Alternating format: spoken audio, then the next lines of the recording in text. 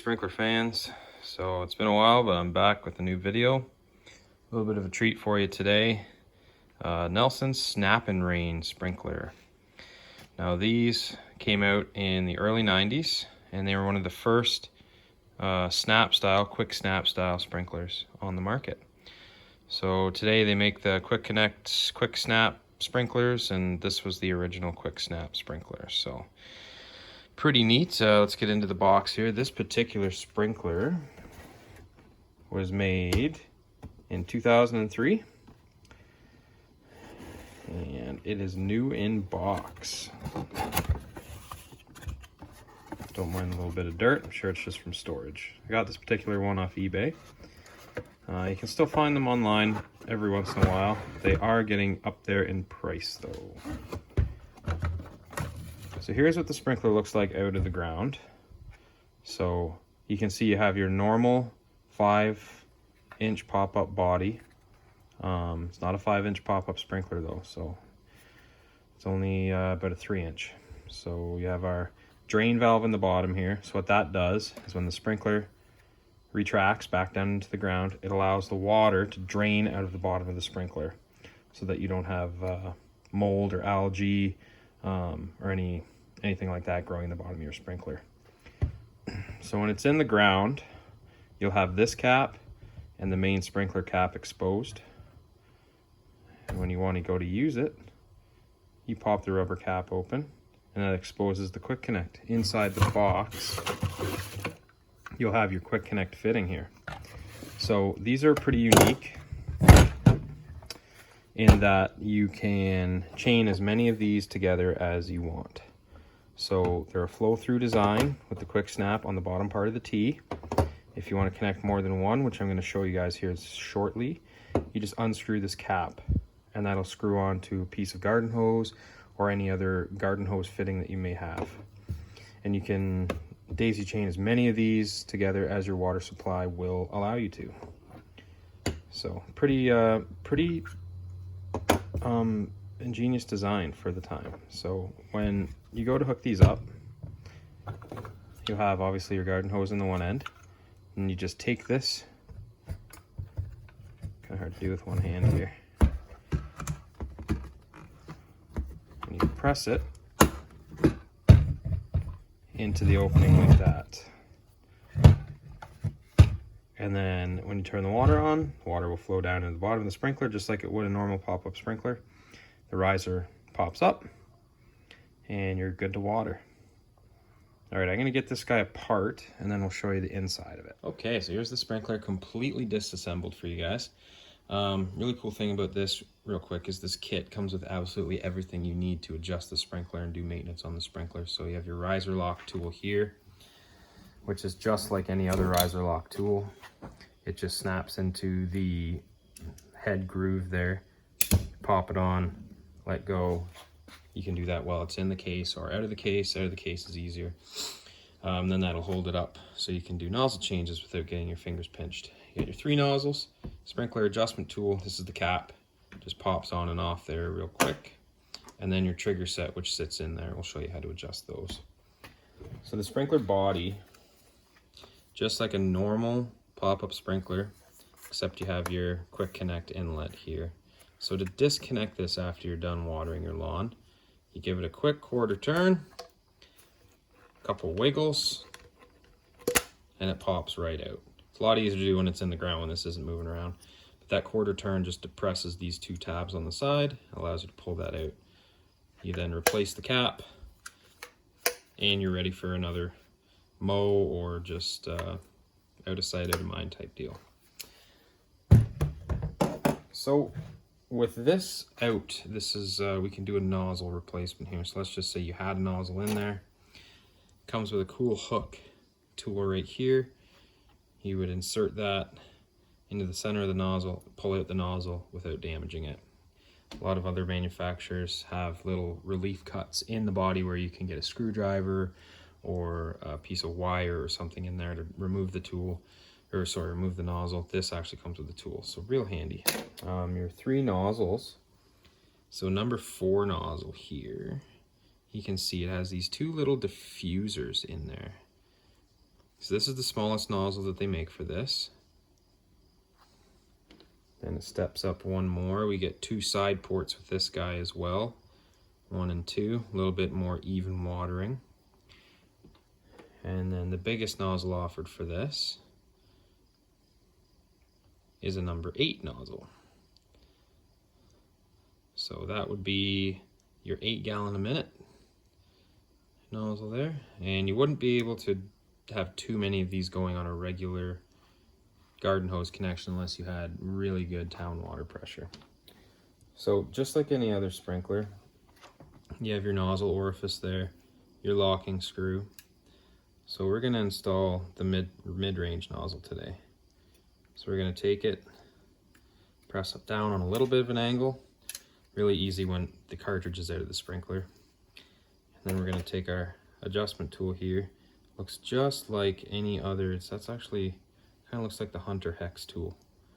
We're going to insert it into the top, and we're just going to turn the screw until it engages with the nozzle right about there. So that is going to make it so that it's not going to diffuse the stream coming out of here at all, but it is going to hold that nozzle in. If you wanted to decrease the radius of the sprinkler, you would just keep turning this screw until it came into contact with the water stream here, and that will flatten the water stream out. We're going to back it off for the time being though. So now that we have our nozzle in, let's talk a little bit about the adjustment on this sprinkler.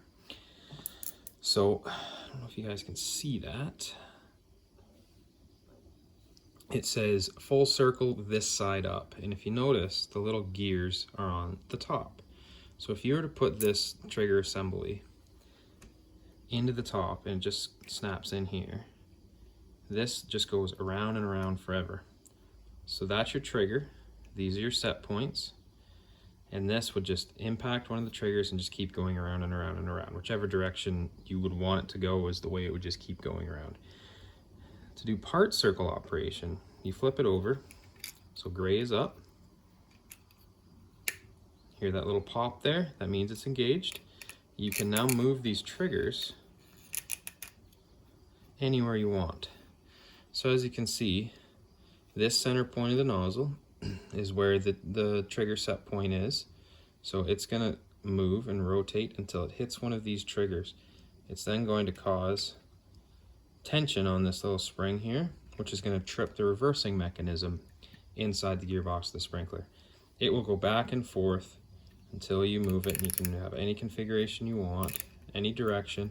And one nice thing about this sprinkler, it's not a hard left stop or a hard right stop. You can literally adjust any pattern for any lawn type. So we'll leave it on about half. We're not going to install this sprinkler in the ground today. I've already got 2 out there, so we'll just leave it on half.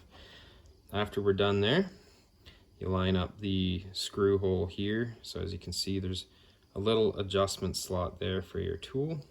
Line that up with the hex screw on there. Again, a lot easier to do when it's in the ground. Just give it a quick snap and it's in there. Doesn't move, doesn't rotate, doesn't come flying off when you hit it with the lawnmower, nothing like that.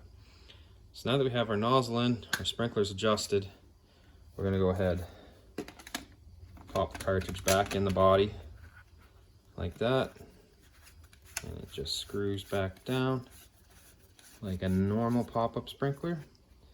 Grab it by this, releases it into the ground.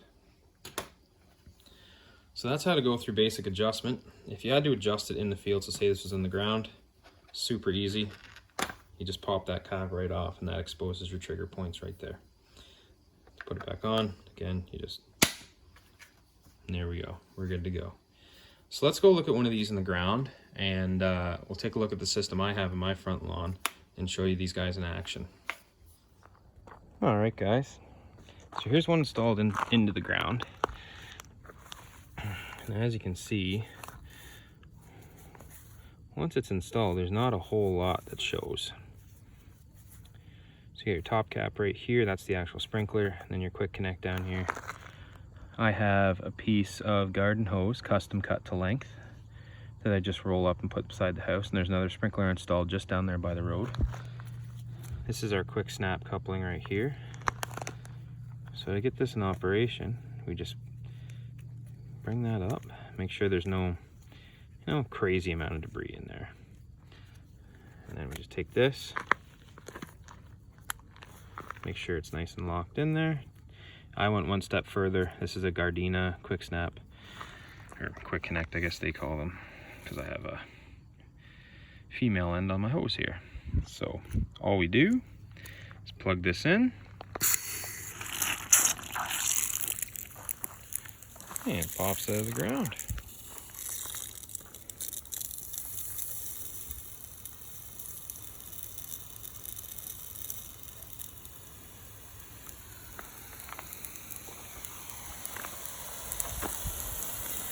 As you can see, it's only about a 3.5, 4 inch pop-up height. So you really want to make sure it is at grade, not below grade.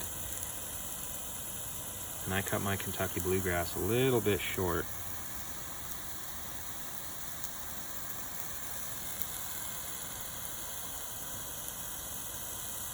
So it just makes it over the top there.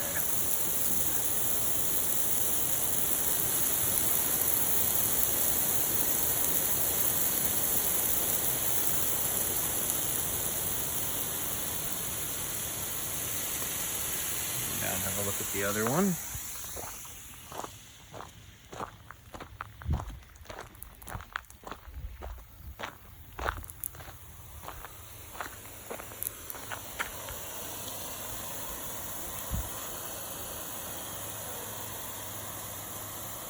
This is really handy for areas where you don't have a lot of topsoil. You don't want to excavate and install sprinkler lines everywhere, or you already have an existing lawn like I did and didn't want to dig up the lawn.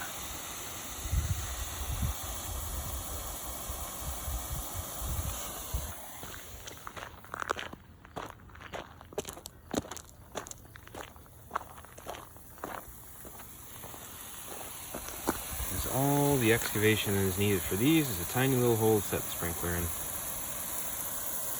And in the winter time, you just blow them out.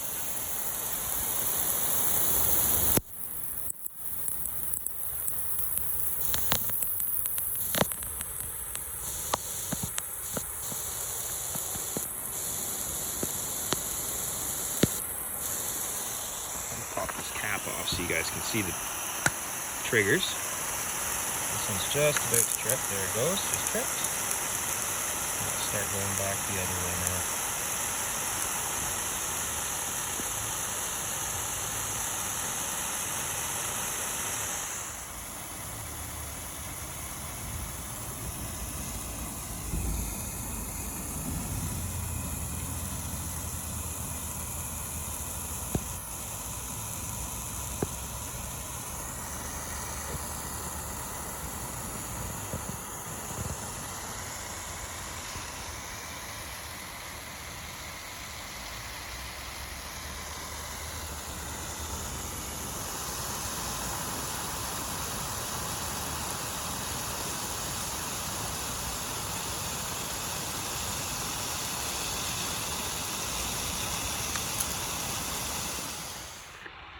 Alright,